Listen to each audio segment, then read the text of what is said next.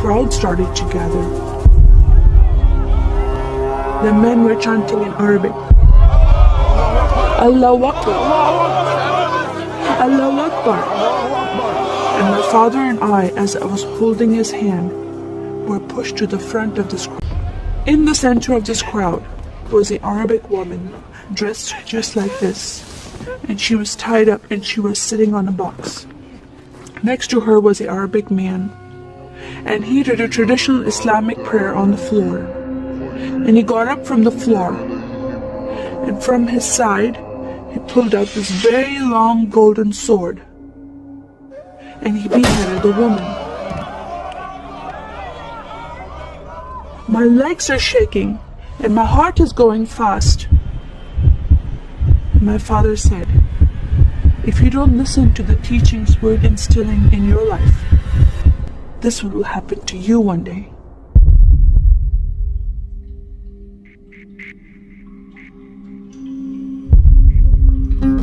I was born and raised in a small country by the name of Kuwait, a community of 98% Muslim population. 2 of my uncles are imams, and 1 is president of a mosque, where I would hear the call to prayer 5 times a day. As a Muslim, the word Yahudi, which means Jew, was instilled in me as a bad word, as a cuss word. Yahudis should not exist. They should be killed, and I never thought to question why would I hate them. I never met Jewish people in my life. They never did anything to harm my family. I just hated them. Just the word brought hatred in my heart. It's very important to learn the Quran and the Hadith and even memorize it in Arabic. I even entered a competition where you recite the long chapter in front of Islamic leaders and teachers.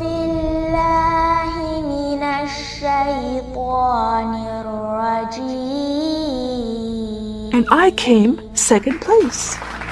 I thought I did a good job. But my father said, no, that's not good enough.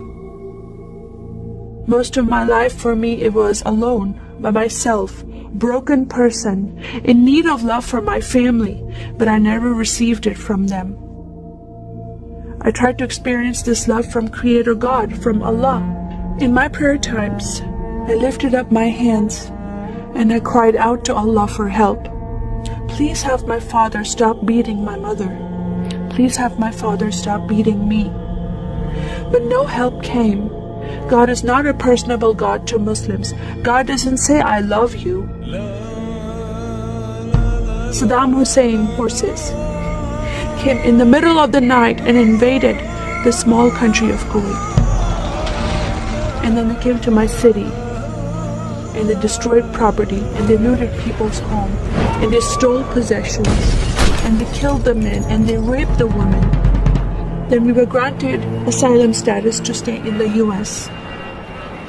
My grandmother suddenly got very sick. She had a heart attack and she went to the hospital. And 2 days later, she passed away. I was devastated because I lost my best friend. And this lady approached me and asked me if I was okay. And I said, no, Paula, my grandmother died. And I just started to cry again. At that moment, I was hurting so much, only crying helped. And Paula came to me and put her arms around me and she gave me a hug. And then she asked me a question.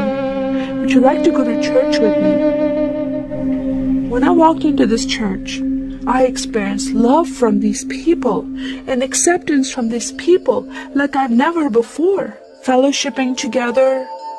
They were men and women together. They didn't have to be separate. No one was judging each other. And they knew I was Muslim. They were so friendly to me themselves, accepting of me and loving of me. And that was really surprising to me. And for the first time in my life, I heard a message from the Bible. I started reading the message about Yeshua.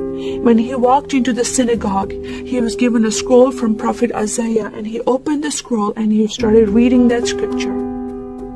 That the Spirit of the Sovereign Lord is upon me, because he has anointed me to preach the gospel to the poor.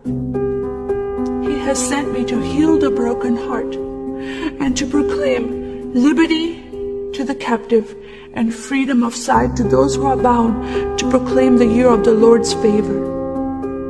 First time I heard these words of freedom and healing and liberty. I'm desperate to be freed from bondage. I was held captive in Islam, and I wanted to be freed from that. I was blinded with so much hatred in my heart. The darkness broke from my eyes. The veil came off my heart. I knew the decision I was making to leave Islam is a big decision. By Sharia law, Islamic law, it is death penalty. But I'm desperate to know a living God.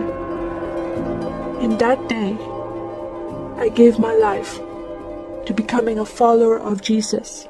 Saya mau ikut Yesus. Saya mau ikut Yesus.